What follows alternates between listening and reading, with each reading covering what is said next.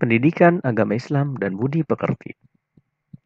Assalamualaikum warahmatullahi wabarakatuh. Selamat pagi anak-anak. Bagaimana kabarnya hari ini? Semoga sehat selalu dan selalu dalam lindungan Allah Subhanahu wa taala. Sebelum kita mulai belajar, ada baiknya kita berdoa terlebih dahulu. Mari kita baca bersama-sama. Bismillahirrahmanirrahim. Rabbi zidni ilma. Artinya, wahai Robku, tambahkanlah kepadaku ilmu. Selanjutnya, raditu billahi rabba wa bil islami dina wa bi Muhammadin sallallahu alaihi wasallam nabiyya.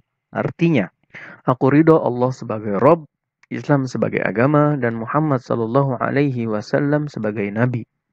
Selanjutnya, Allahumma inni as'aluka ilman nafi'an wa rizqan tayyiban wa amalan mutaqabbalan.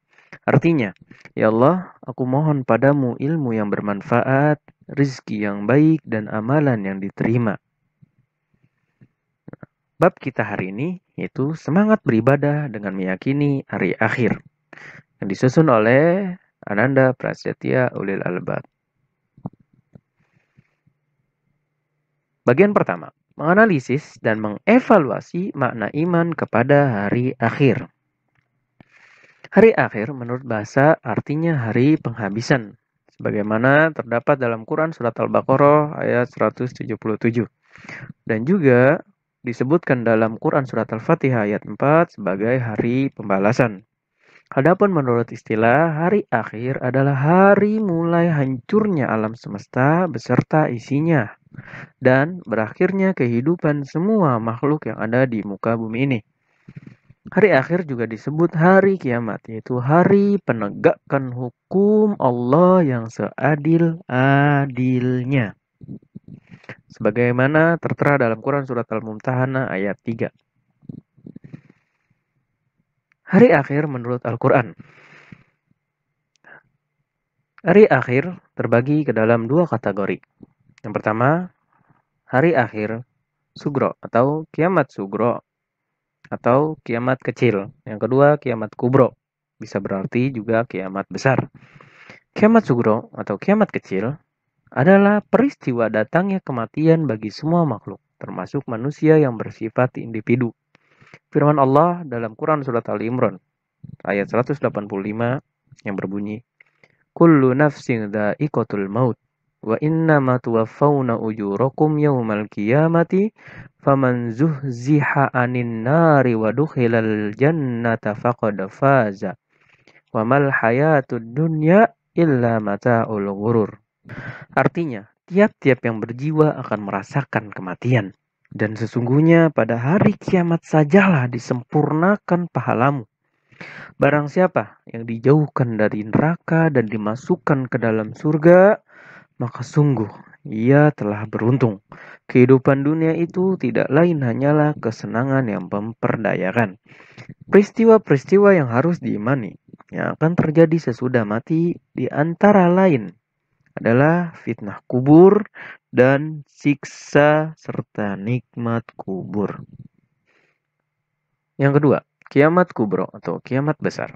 Peristiwa berakhirnya seluruh kehidupan makhluk dan hancur leburnya alam semesta secara total dan serentak. Proses terjadinya hari kiamat tersebut dijelaskan dalam banyak surat. Namun kita akan kutip dalam Quran surat At-Takwir ayat 1-3. Allah Ta'ala berfirman, Idza syamsu kuwirat wa idzan nujumu qadarat wa idzal jibalu suyirat.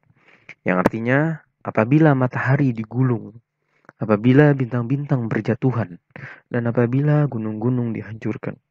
Jadi dalam Quran surat At-Takwir ini menggambarkan betapa dahsyatnya peristiwa hari kiamat yang akan terjadi nanti. Yang kedua, hari kiamat menurut ilmu pengetahuan. Menurut geologi, bumi terjadi dari gas yang berputar, chaos katastrof. Setelah diam, gas itu akan menjadi dingin. Maka gas yang berat mengendap ke bawah dan yang ringan berada di atas. Melalui proses evolusi yang lama sekali, gas bagian luar mengeras menjadi batu, kerikil, pasir, dan sebagainya. Sedangkan bagian tengah masih panas. Zat panas bercampur lava, lahar, batu, dan pasir panas. Bumi beredar karena adanya daya tarik matahari terhadap bumi berkurang. Akibatnya, bumi akan bergeser dari matahari, sehingga putaran bumi semakin cepat dan akan mengalami nasib seperti meteor, yaitu menyala dan hancur. Itu menurut pandangan geologi. Yang kedua, menurut teori fisika. Kalau menurut teori fisika, suatu ketika matahari tidak muncul atau cahayanya redup karena tenaga atau sinarnya habis, maka tidak ada angin dan tidak ada awan yang berakibatnya tidak akan turun hujan. Selanjutnya, gunung-gunung akan meletus, ombak-ombak menggulung, air laut naik sehingga hancurlah muka bumi ini. Yang ketiga, bukti indrawi terjadinya hari kiamat atau hari akhir.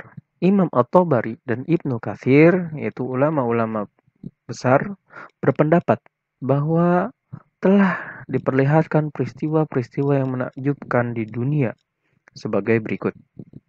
Peristiwa pertama yaitu peristiwa pembunuhan yang dipermasalahkan oleh Bani Israel akan dihidupkan kembali oleh Allah Subhanahu wa taala hanya dengan perantara daging sapi yang dipukulkan ke tubuh orang yang terbunuh. Kisah ini diabadikan oleh Allah dalam Quran surat Al-Baqarah ayat 72 sampai ayat 73. Yang kedua, peristiwa Nabi Ibrahim dan burung-burung yang dipotong atau dicincang. Jadi burung-burung dara ini dipotong oleh Nabi Ibrahim, kemudian diletakkan di tiap-tiap bagian atas bukit. Jadi Nabi Ibrahim mencincang, memotong bagian tubuh burung-burung dara, kemudian diletakkan di atas bukit. Lalu Allah Ta'ala berfirman, panggillah, niscaya mereka datang kepadamu dengan segera. Kisah ini terdapat dalam Quran Surat Al-Baqarah ayat 260. Untuk pertemuan hari ini, kita cukupkan sampai di sini. Selanjutnya, kalian akan ditugaskan pandangan pribadi kalian tentang hari akhir. Catat di buku tulis kalian, lalu kirim hasil pandangan kalian ke nomor Bapak. Oke? Jangan lupa. Nah, kita cukupkan hari ini baca doa kafaratul majelis. Subhanakallahumma wa bihamdika asyhadu an la ilaha illa anta astaghfiruka wa atubu ilaik. Assalamualaikum warahmatullahi wabarakatuh. Jika ada pertanyaan, jangan lupa mampir di IG Bapak @nandasetia4896. Assalamualaikum warahmatullahi wabarakatuh.